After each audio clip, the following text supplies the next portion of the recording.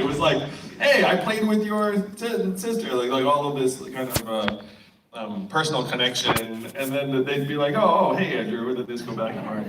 Those are good times. Every once in a while, I found someone who was like a huge like yang person, and I was like, oh, good, I pulled my weight today.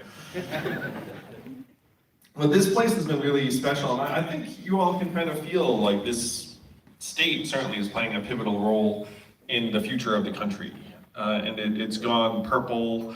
I feel like Georgia, in many ways, represents the future of what happens here in the United States. How many of you feel that way?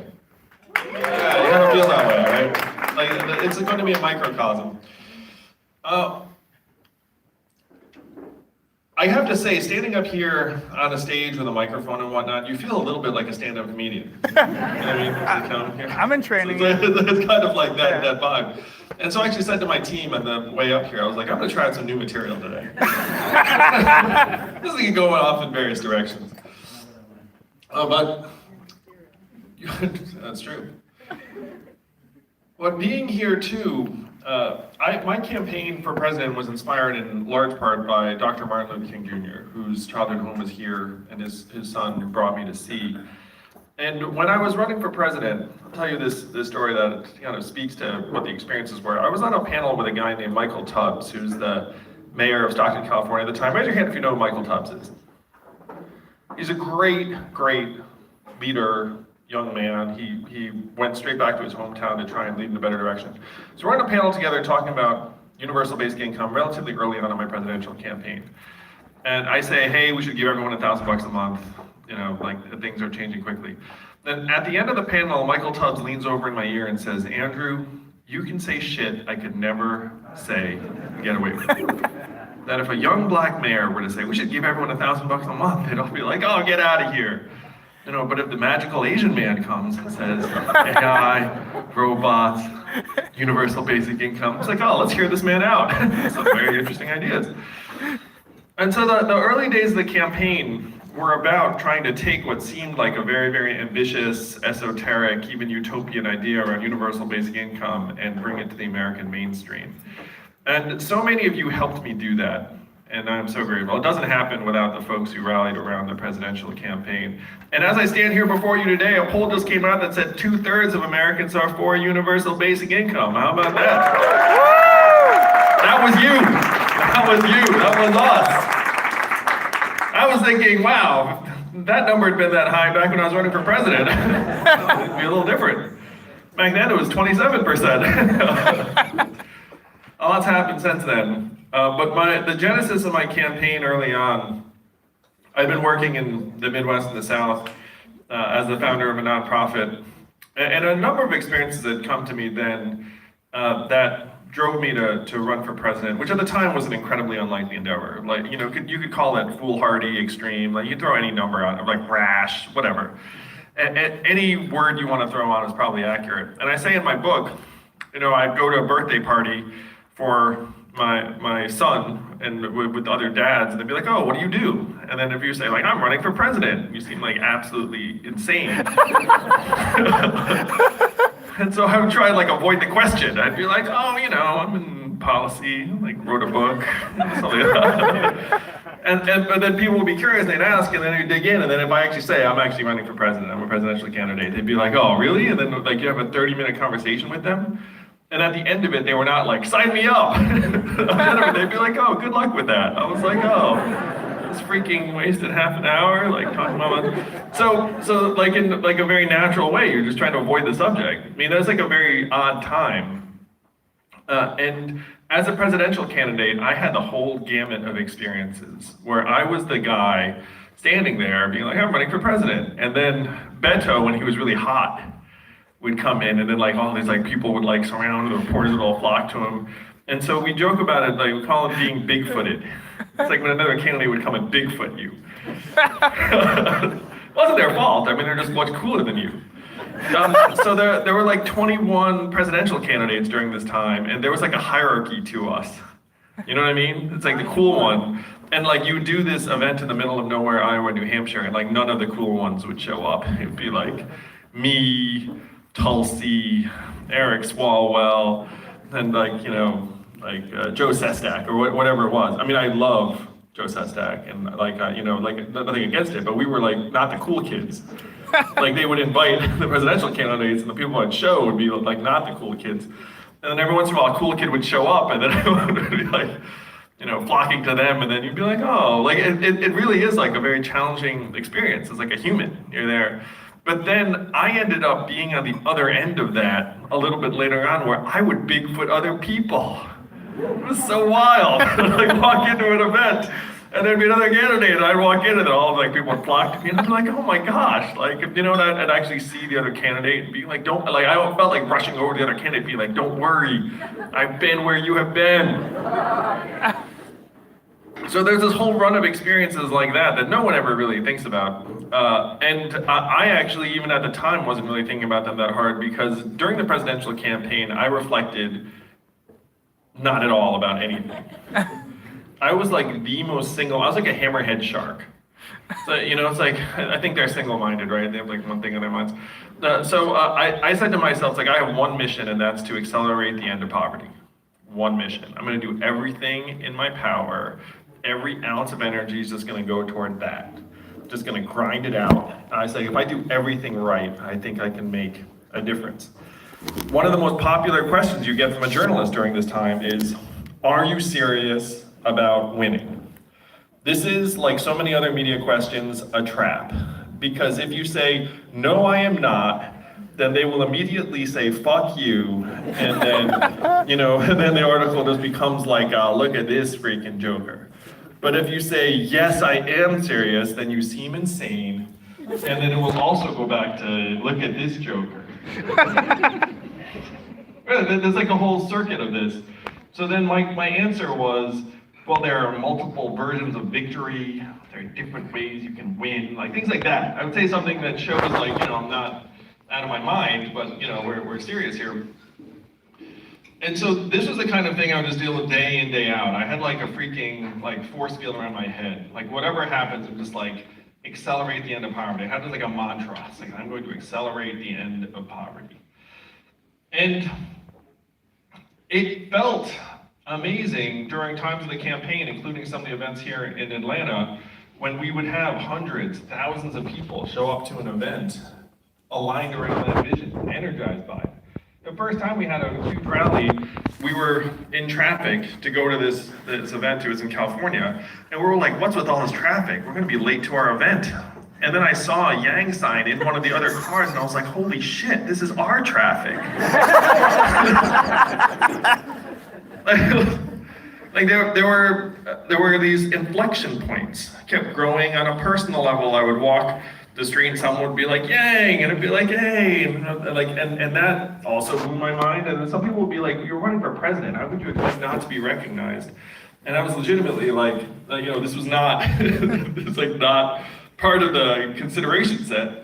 My wife started saying we can't take you anywhere because anytime I went somewhere we would end up with just me taking pictures and whatnot. She'd be like, oh, screw this, we can't go anywhere with you. The Beatles. So that energy culminated in Iowa in January, February of 2020. I am the only candidate in the history of Iowa to have won the Iowa youth straw poll and lose the actual thing. So if you just had young people in Iowa vote, we would have been in good shape. It's like cut that age cut off. No, too old, can't participate this time. It's the young ones only. There were all of these numbers in Iowa that were actually very compelling, like where I was like number one on most likable, number one on who you'd want to have a beer with. There were a couple of things that really worked against me, which were has the right experience and can defeat Donald Trump. Those like the two major things. So during the run up to Iowa, how many of you all came to Iowa and volunteered and did some work? Nate did, nice job, Nate. Where the hell were the rest of you? Some of us, like me and Nate, were trying to eradicate poverty. What were you doing? Watching TV? In school. New Hampshire, I'll take it. You were doing work, I'm just kidding. So in Iowa, it felt like, I felt like I was a character in one of those medieval movies on horseback leading a charge, you know what I mean? So like slow motion, drama, the whole thing, I had like long hair. You were just pumped up. And then when we lost that night, it felt like the horses disappeared. Like you were riding and all of a sudden it's like, oh, where'd the horse go? And you like hit the ground, you look for your helmet. But during that time still, we were forging ahead. We went to New Hampshire. And when the campaign did end, it was the first time I'd really taken a moment to pause in probably 2.5 years, like 30 months. Because up till then I was like hammerhead sharp, just ignore it all noise, doesn't matter, the visions, freaking and try and move it along. And so when the campaign ended, I thought to myself, it's like, what journey had I just been on? And what did I learn? And those questions were what I tried to answer in the book that you all have in front of you. Like I came off the campaign trail, I was like, okay, I'm gonna write. And I wish to God I had actually done journaling or done some note-taking or entries. Like when I was running for president, periodically people said to me something like that, and I'd be like, I have absolutely zero bandwidth for that, but thank you. But then afterwards, it's like, oh, I should really try to unpack what the heck just happened. And so the book you'll see, the first third is just about running for president, the lessons learned from that. But then the deeper questions I started getting into were, why do things feel so stuck in the United States of America? Like, why does it feel like we are not heading in a positive direction? Why does it feel like we're actually getting more and more separated into opposed ideological camps that's going to culminate, unfortunately, in eventual political violence, strife, and ruin? You all don't think that's not hyperbolic, right? I mean, that's like. So I was trying to figure out why we are heading in this direction, and I came to a conclusion. And this, to me, is the conclusion I want you to leave here with: is that if everyone acts reasonably according to their incentives, we are doomed. That's like really the big takeaway I figured out. I was like, okay, if everyone does what you'd expect them to do based upon the structure of incentives that we have built up over the last number of years, we're fucked. So what do I mean? Let's say you're a legislator right now representing us in Congress. What's the national approval rate for the US Congress right now? How many of us are pumped about it? 15, go ahead, shout another number. 18, it's 28. 28% is the last number I saw, which is actually a little bit higher. So they got a little bit of a surge. They went from like 21 to 28. It's like, So 3 out of 4 of us are not pumped about what's either happening or not happening in Congress right now. What is the re-election rate for individual members of Congress? 92, 94, 96. It was 94, I think it's around 92% right now, but still it's a very, very high success rate. For you sports fans, that's a higher win rate than the Warriors, the Bulls, and their like record-breaking season. It's like that's like the incumbent. The incumbent's like Michael Jordan compared to whoever they're playing against. So why is this gulf so vast? Like 28, pretty low, 92, sky high. Like why is it that individual members have such a great chance to win after they're in? There are a bunch of reasons. One's money in politics. But the other is the way the system is set up, our districts are set up, is that 83% of the districts in our country are either safely blue or safely red. So if you get to the general election, you win. Just about guaranteed. The game is not to try and deliver for 51% of your constituents so you win re-election. The game is to avoid getting primaried by the 10 to 20% of the most extreme voters in your district on one side or the other. If you avoid that primary challenge, you win. So what does this mean for someone who has these incentives?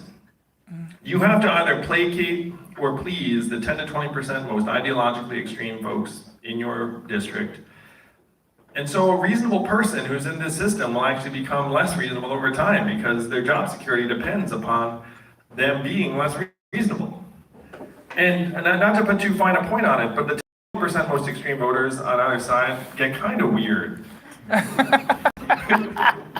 I mean, like some of these people, they're not exactly, they're not here in the room today, let's put it that way. I don't think they're at the City Winery in Atlanta right now. So those are the political incentives, and then they get compounded by media incentives because our cable news networks have now found out that they command better ratings and more loyalty and attention if they cater to a particular ideological audience. And then social media pours gasoline on the whole thing. You know, where the more inflammatory and derogatory and divisive you are, the better you're going to do. So that's the system of incentives as it currently exists, and it's getting stronger and stronger, not weaker and weaker. Does that seem like a reasonable summary? Yeah, that's it. You know, and so if I'm a member of Congress, I actually will be punished if I try and compromise and deliver. And I'll use one example. Senator Marco Rubio a number of years ago proposed like bipartisan immigration reform. What happened? A week later, he was like, I was just kidding. and why? Because people in his own party were like, no, we're gonna get you if you do this. And he was like, oh, my job security depends upon my not doing this. A Republican senator said to me the other day, we politically benefit more from keeping an issue around than resolving it. If the issue's still around, I blame the other side, I raise money, it's like, hey, you have to help me fight the other side. I resolve it, I lose my job. I come up with a bipartisan compromise package, I lose my job. So those are the incentives. That is why we are so sunk. And what I realized was that we should expect to fail with this system of incentives. Like this is not leading us anywhere positive. It's actually going to lead us to the next civil war. And political stress in this country, polarization are now at literal civil war levels. And so the feeling we have, it's not just in our heads, like it's real. It's almost tangible. So that's the situation as it currently exists. Do you all think that's a pretty accurate description of where we are? Yeah. Yeah, right? People are like, yeah, that makes sense. Maybe some of you hadn't thought of it in those terms, but yeah, that's where we are. So this is what I was figuring out as I was digging into the research, and I'm a cool enough guy where I like have conversations with members of Congress and they tell me what's what, you know? Like they'll call me and like, you know, they'll say one thing on cable news and they'll come to me and be like, hey, it's fucking madness. Something about my voice or whatnot. It's like, people call me to vent. So I figured all of this out last year, and then think, okay, like what's the path forward? So I'm not constitutionally able to do one of two things. I'm not constitutionally able to provide problems and then be like, don't know what to do. And I'm also constitutionally not able to say someone should do it without doing it myself. You know what I mean? It's like if I were to say, hey, here's a path, like I can't be like, and someone should do that, because it just feels super lame. Despite the fact that, you know, I wrote a book, I don't really see myself as an author so much as like an operator or doer, a builder. Like I'm someone who does shit. You know, it's like, I hope that you enjoy the book and like, you know, I'm proud of it, but like I'm not primarily that, I don't think. So the question is, what's our way out of this mess? Like what's an actual fix? What can we do in real life? And I've joked a number of times, like I could give a very brilliant, unifying speech and it would do absolutely nothing. You know, it would be like, you know what I mean? Like that's like, oh, I'll make you feel better for like 5 seconds and then we'll just go back to hating each other like in second number 6. So what's the real fix? You're all not gonna believe this, Atlanta, but the fix comes from the great state of Alaska. And now if you've been a supporter of mine for a while, you think I'm gonna say like oil, dividend, what's the oil of 21st century data, like, you know, Alaska, you know, and all that stuff? No, I know. Oh, how many people know what I'm talking about with that? All right, good. It's good. Didn't just coming off the street. So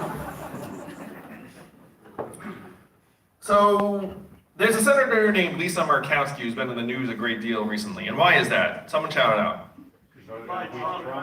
She is the only Republican senator who voted to impeach Donald Trump, who is also up for re-election in 2022. Her approval rating among Alaskan Republicans now stands at 6%. They did not like that vote to impeach. So why did she do it? She did it in part because last year Alaska changed their primary system from a closed party primary where she would have had to subject herself to the 20% of most extreme Republicans to open primaries where anyone can vote, decided to be a ranked choice voting. So all of a sudden she can go to the general public in Alaska and say, look, I've been your representative for years, I'm my own person, I'm independent judgment, vote me back in. Do you think that had something to do with the fact that she decided to impeach Donald Trump? Yeah, it's rational. It's incentives. If you actually create an incentive where someone can vote their judgment, then they'll do it. If you say to someone, hey, you vote your judgment, you're out of there, then all of a sudden they'll be like, oh, like, you know, I think people are unnecessarily hard on our guy. You know, it's like, like we're incentivizing the wrong things. And what Alaska's demonstrated to us is that if you turn the dial and allow someone to actually represent 51% of us instead of 10 to 20% of us, that can change everything. What do you all think, Atlanta? So the plan, the real life plan, is to run around as quickly as possible and unlock as many of our legislators as we can, like Senator Murkowski's gotten unlocked in states around the country. That's a real path forward, and we can do it. I'm happy to say that 24 states around the country actually allow ballot initiatives where if just enough people get together, they can make this change. Now, it's a lot of work because people, you know, like tend to resist change in a lot of these environments, but this is something we can get done. And I hate to say it, but we have about 13 months to get this done. No, truly. We have to go around unlocking, but imagine if we did this in 5 states and you unlocked 10 senators to be able to do what they thought was in the public interest as opposed to just whatever their party leadership dictated. That could be the difference between the survival of our democracy and its demise, truly. The fate of America's democracy rests on us, the people in this room. I know it's heavy. You're like, hey, I'll just go watch this book talk. I don't expect to walk out with like the weight of the world on my shoulders. But too late, you made the decision. You're here, weight placed. Because unfortunately, there aren't that many people that are going around trying to figure this out or make this case. You know? Like, I'm making this case now, and I'm like, you know, being cast as some kind of, I don't know what, you know, like someone who I don't know, I actually don't keep up with some of it. But if you look at the first principles, we're in the midst of our founding fathers' worst nightmare come to life, in essence. If you look at the Constitution of the United States, it doesn't say a word about political parties. George Washington, anti-partisan, anti-faction. John Adams, 2 parties would be a great evil upon our country, and it's the exact thing we should try and avoid. 1780. So these were our founding fathers, and if they woke up today, they would look up and say, wow, like, this is an awful, awful design. You have a duopoly where you're just gonna clash and get angrier and angrier at each other. And oh, by the way, it's uniquely subject to authoritarianism. Why? Because if one of the 2 parties gets really terrible leadership, all of a sudden it's in everyone's interest in that party to follow that person. And then if someone decides not to follow that person, they'll be like, look at the other side. You don't like our guy, the other side is worse. And in an environment where 42% of Americans now think their political opponents are evil and their mortal enemies, that will work. We have an incredibly fragile system that could allow authoritarianism to emerge like that 3 years from now, truly. It's the greatest design flaw in history, maybe. We'll be looking at it like, how are we allowing this to happen? If you go around the rest of the world, how many political parties does the UK have? You probably don't know, I have to look it up too. Maybe there's a Brit here. The UK has 5, Germany has 7, Sweden has 8, Netherlands has 18. If you have, I know 18 is a little tricky. It's like, I actually asked a Danish person, and he was like, I can't name them all. Who could? But if you had 7 parties, and one of them succumbs to terrible leadership, it's a problem, but it's not an existential problem, you know what I mean? You'll be like, party number 7 has lost its mind. Let's let them sort it out. But it's not like they run everything, you know? They'd have to convince 3 other parties to get on board. Does this sound like a more sane, sustainable, resilient system to you all? Yeah. Yeah, so this is where we have to run as quickly as possible. We have to try and unlock the critical mass of our legislators to be able to vote their conscience and vote their principle, which we can do in real life next November.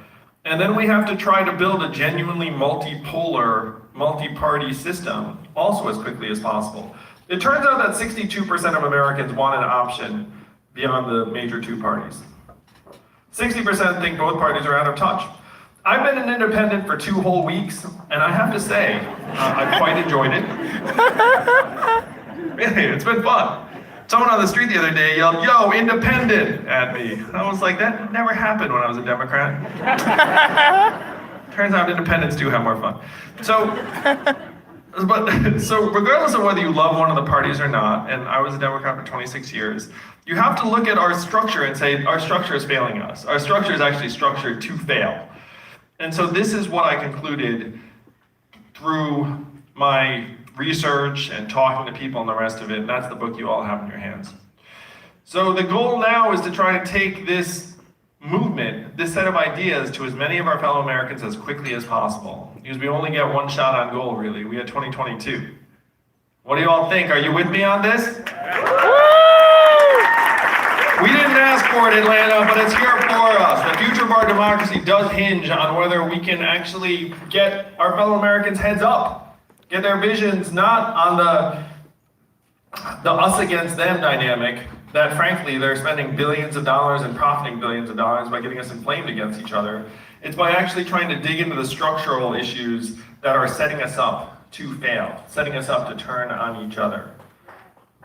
Oh, look at that.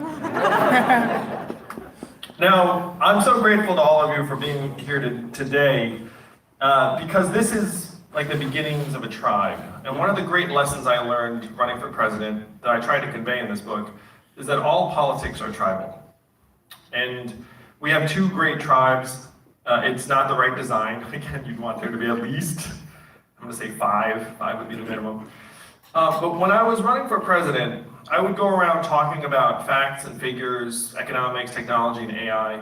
And some people would just see this and be like, I don't know, like, I don't understand what I'm supposed to do with this. But some people were very, very activated by it. Some people who didn't traditionally like politics were activated by it. Some people who certainly weren't Democrats were activated by it. And what it turns out I had discovered, completely unwittingly, was a new political language. It's like just the language of facts. Oh, that's true. That's true. In some ways, it makes me a really shitty politician. And all the consultants, when they came in initially, were like, "Andrew, you're like a moat. You gotta tell stories. You gotta do all this stuff. You gotta do." I was like, "Oh, I'm so bad at that." It's like I just end up like delivering like the fact message. But you all are among the people that actually respond to facts. What percentage of Americans do you think respond to this political language? 10%. Unfortunately, it's far less than 51%. I gotta say. We'd be in a different country if 51% loved this language. I'm gonna estimate it's something like 10 to 15% of Americans love this language, this political language of facts. You all, I'm guessing, are among that 10%. I love you for it. And one of the things that I want to suggest to you all is that we don't need 51% to save our country and to win. If we get our tribe of the 10% energized enough, we can do everything I just described and bring us back from the brink. How many senators do you need in the United States right now to control the agenda? One. One. No, man. 2, you know what I mean? Like, if you get 10% and the Forward Party becomes this vibrant third tribe, we're gonna get a senator. We might get that senator in 2022. Like, seriously, like I'm talking to someone who resembles this, several someones. So that is the vision.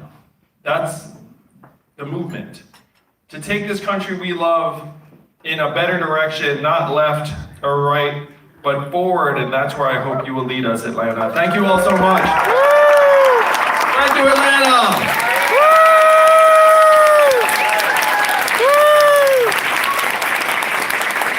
So fun. You're like an encore. Let's change the fucking incentives. Yeah, that's fine. Let's change the fucking incentives. It's a reasonable summary. That should be the Forward Party's mantra. We're working on different mantras. I've got them all. Let's change the fucking incentives. Could be the winner though. So we'd love to take questions from you all. In the forward hoodie, I can't resist. Oh, Yeah. Yeah, of course. here to represent, right? So my wife is videotaping. Okay, great. So you have said the what, the four W's really, who, what, where. Now the how part is my question, right? So as a statement, it does not make sense to utilize the institutions that the duopoly built to make this happen. So how are we, as the 10%, would be able to extend? For example, there's some folks out there that's built their media just for this purpose alone. Nerds for Humanity, right? Tom? Yeah, long time. Yeah, he did of the people.us. Are you going to utilize those things outside of the duopoly's institutions to kind of push that agenda? Oh, thank you so much. Thanks for the question. I hope you all heard it. It's like, how do you push this agenda with institutions that are outside of the duopoly? So we're going to be very smart and practical. One of the things that we've said is the folks we support as candidates, they'll probably be running as Democrats or Republicans because that's just a practical thing to do. We don't advise that people necessarily change your party registration because that might make you less influential, not more. On the media side, the goal is to try and build up an independent constellation of media sources. I'd be curious, like, where do you all turn for your news? I'm going to shout something out. Daily Show, YouTube. A lot of Crystal and Sagar fans out here, I see that. I almost ran a poll the other day, Crystal or Sagar, just to screw around. I'm going to do that. They're both friends, so I'm going to do that. But this really answers the question that's being posed, is like, how do we get the message out? And the fact is, right now, you know, I obviously will go on CNN or cable news anytime they ask me because that helps me reach people. But we need to have an independent means of reaching people. And I do think that some of the podcasts and breaking points and independent voices can be the future and certainly can be the voice of this movement of forward. It's one reason why I'll be investing more in my own content to try and get the word out there. It's fun. This past time I thought to myself, I read this book and I was like, okay, what do you need to do to fix this? You need to start a third party that changes everything to open primaries and ranked choice voting, thus giving rise to like a multipolar system, and you need an independent media arm. And so I was like, okay, I'll build those two things. So that's the plan. Okay. Yes, miss. Yeah, who in Georgia should we work with? So the question is, who in Georgia should we work with? And that's to open the primary. Better ballot Georgia. Better ballot Georgia. That's what I love. So one of the joys of each of these environments is that there are people who are trying to modernize our voting in various environments. Here in Georgia, Better Ballot Georgia, and other environments, it's Fair Vote. So the big message we have to take to people is that this process change will just yield us better results and better policy. And a lot of people right now have still never heard of ranked choice voting, and so it tends to concern them. But if you walk them through, here's an example that I like to use that might help people, is that if the Republican Party had used ranked choice voting in its primary in 2016, Trump probably does not win. Because he's getting 35 to 40% of the votes, and then the other 7 candidates are divvying up the other 65%, and so it looks like he's crushing. But he wasn't getting 51% support because there weren't a lot of ballots out there that were like, Jeb Bush won, Donald Trump too. You know, it's not like a real, it was like kind of all or nothing. And so ranked choice voting can help reward the reasonable, the coalition builders, and diminish the extremes. And so Better Ballot Georgia is working on that. It sounds like here, in other organizations, it is Fair Vote. But all of the things I'm describing in terms of the way our elections are run are all controlled at the state level. Again, there's nothing in the Constitution about it, so it's all just statewide. That's one reason why there are these ballot initiatives that allow you to change from the state. And the states that don't have a ballot initiative, it's the state legislators. So the state legislators could look up and say, hey, let's change the process. That strikes me as something of a more difficult lift than having a bunch of animated citizens, but it is doable, it is conceivable. There have been legislatures that have locally adopted ranked choice voting, and any state could make this change. You know what's interesting is here in Georgia, it'd be fascinating because you all are very, very purple now, but the party that should be for this in a lot of the blue and red states is just whatever party's out of power. You know what I mean? Because they look up and be like, hey, like I don't have any voice, no one cares what I think, so when you make this open primary, then maybe like we'll get different points of view to emerge. Thank you so much for the question. Better ballot Georgia, love it.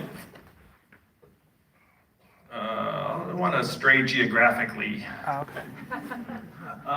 Sir, with the handsome facial hair.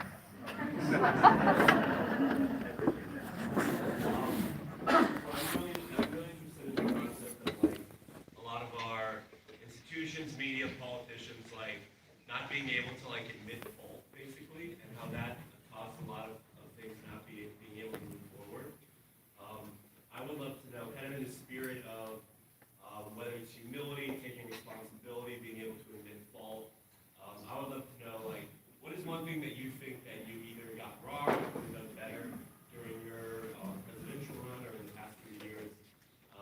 Just kind of as a, in the spirit of trying to solve problems by admitting that things are either broken or not aligned correctly. I feel for people who are in this boat because if you do admit fault, then everyone just piles on you.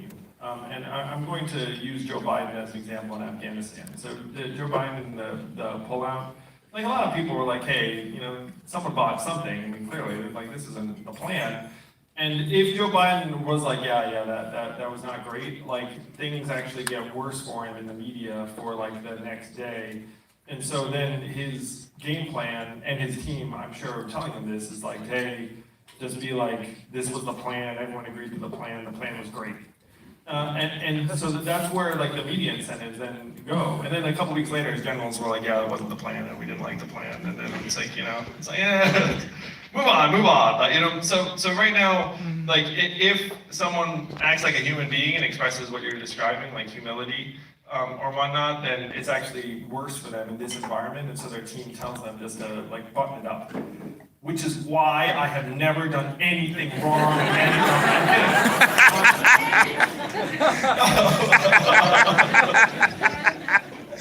Yeah, but here's your mother. I mean, in real life, yeah. I mean, there are tons of things that like, you know, I would like to revisit on my campaigns. A lot of them have to do with various people and personnel that, frankly, like no one ever, you know, knows about on the outside. But you know, it's like in these environments.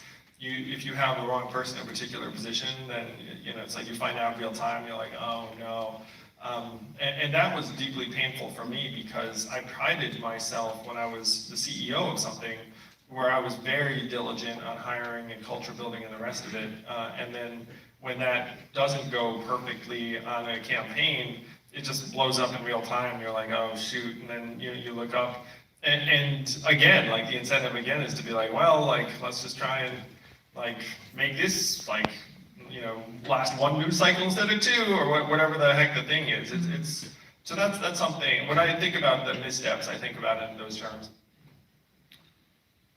Wow, this has become such a confessional.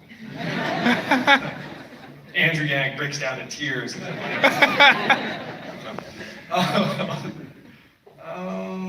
This. What are your thoughts on cryptocurrency adoption and regulation? So the questions about cryptocurrency adoption and regulation. I have a lot of friends in the cryptocurrency community, and the friends I have that are, you know, like that are kind of long-standing professionals think that some degree of regulation or taxation is inevitable and appropriate and necessary, but they don't want the industry to get unfairly treated or penalized or have certain institutions be held to standards that aren't reasonable, that they're just going to quash innovation. So that's where I am. I think that some reasonable regulation taxation is, you know, again, reasonable and overdue. But if you look at the way that it's going to get treated, just like everything else in America, it's going to get politicized. Like someone's going to be like, ooh, like there's a guy, Brad Sherman, who's like, you know, crypto's the worst thing in the world. And it's like, you know why Brad feels that way? Because there are like some banks in his ear being like, crypto's the worst thing in the world. Crypto's the worst thing in the world. He's like, yeah, I got it. So that's not what you want. The forward party is going to be de facto very pro-crypto because we're for just like reasonable integration. And the fact is the blockchain and the associated technologies and Ether and the rest of it, they have profound potential to improve the human condition. Well, they do. It's like you could design things that like are incredible. I mean, you could have UBI, you know, in real life very quickly, smart money, like different forms of currency that reward volunteering and like, you know, pro-social behaviors. Like a lot of stuff, like if you imagine utopia, like the mechanics of cryptocurrency are actually a big part of it. So what you don't want to do, like I had a tweet the other day, was like, if you have $1 trillion industry, it's going to create a lot of jobs, and it could define the future, like don't screw it up. You know, it's like pretty common sense, but you know, unfortunately there's some legislators, and a lot of it is our legislators just don't understand any of this stuff anyway. You know what I mean? Like and one of the things I've taken, and I feel a little bit jerky for talking about it, but I'll talk about it, whatever. A lot of us think about it. Like our leaders are just really old. I mean, like this stuff's getting a little bit ridiculous. So, like the average House member is 58.4, average senator 64.3. And you're like, oh, it's not so bad. But then, like the leadership's like 81, 80, been there for decades. The combined age of our presidential candidates this past cycle was 150. And if you run it back again, which we probably will, it will be 158. You know, that like it's really looking at me like at some point someone has to say something and be like, you know, like I don't like literally when you look at these situations, you're like the main variable is health. It's like, you know, is this person gonna run? It's like, well, it depends on their feeling, you know. I mean, that's like it's not a really intelligent system. It's actually like in some ways like the embodiment of a system that just can't renew itself. Like it's become so sclerotic and institutionalized. You know what I mean?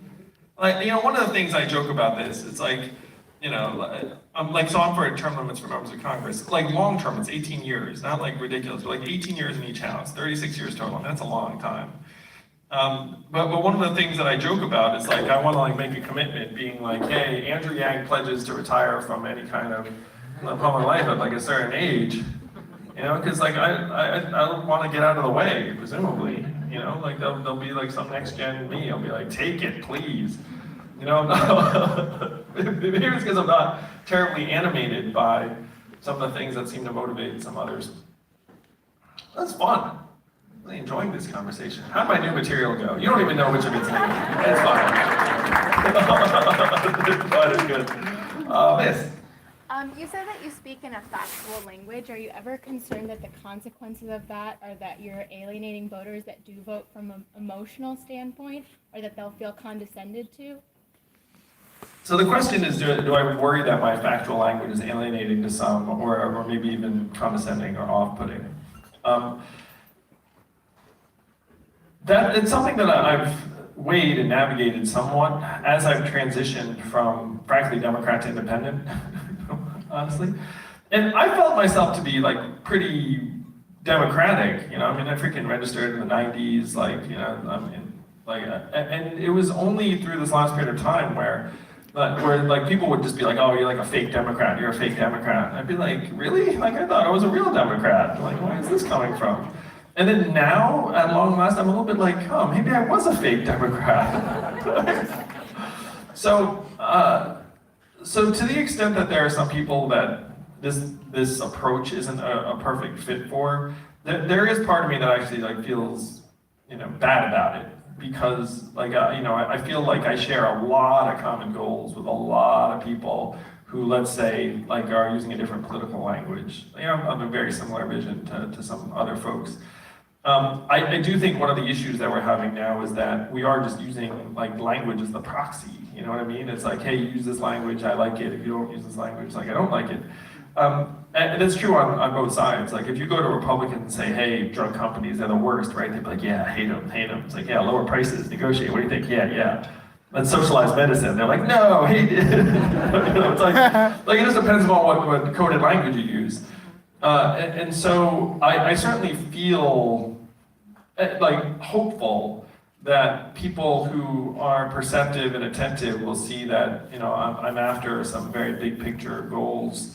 Yeah, I can just hope for the best on that side. But I do also think that, you know, leaning into what I would do naturally is like the best way for us to form a tribe that can actually help change the course of national history. But thank you for the question. All right, one more though. These questions have been awesome. I think he's been actually filming me, which makes me grateful. So, plus he's got a Yank shirt on, so I know. Yeah, go ahead.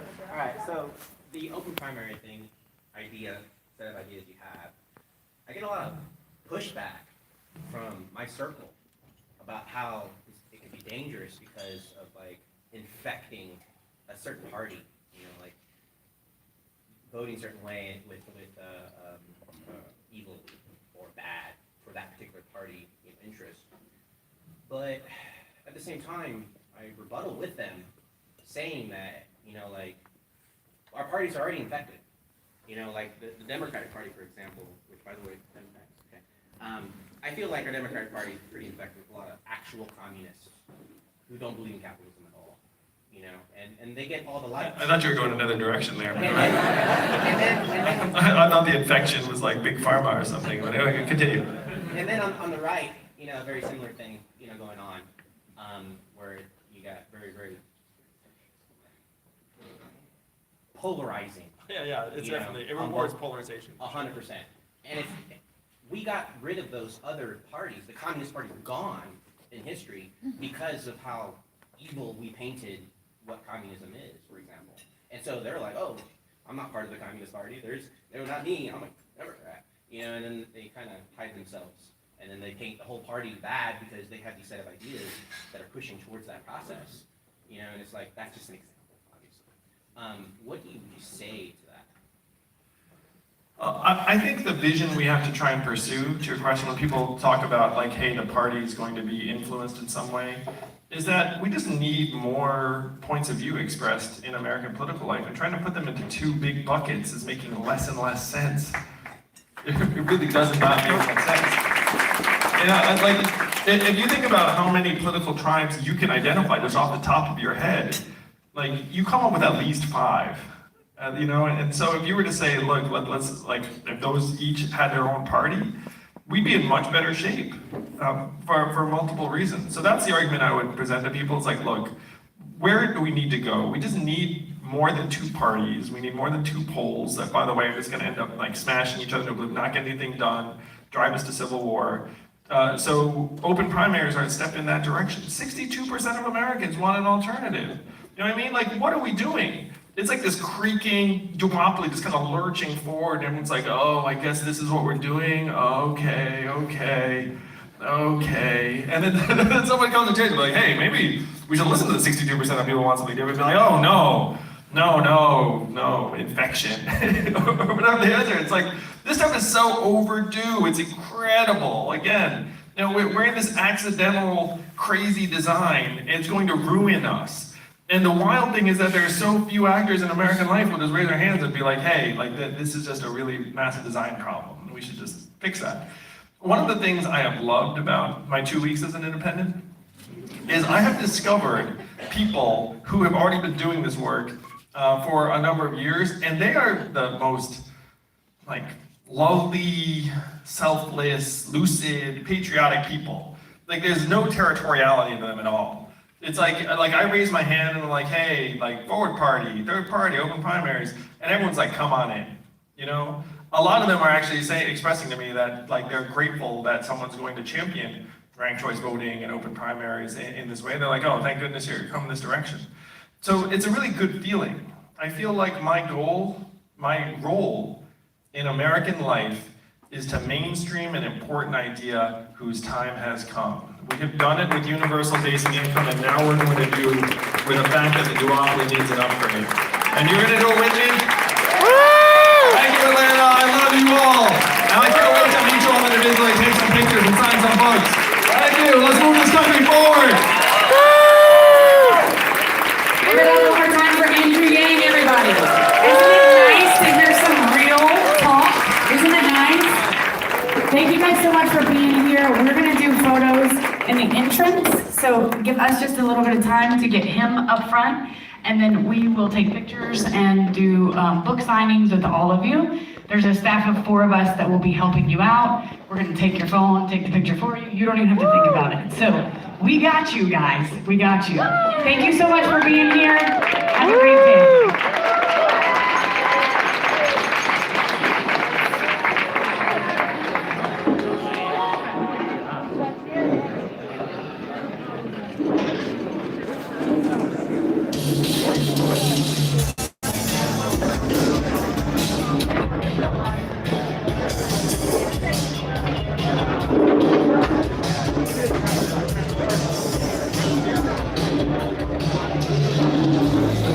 Thank you.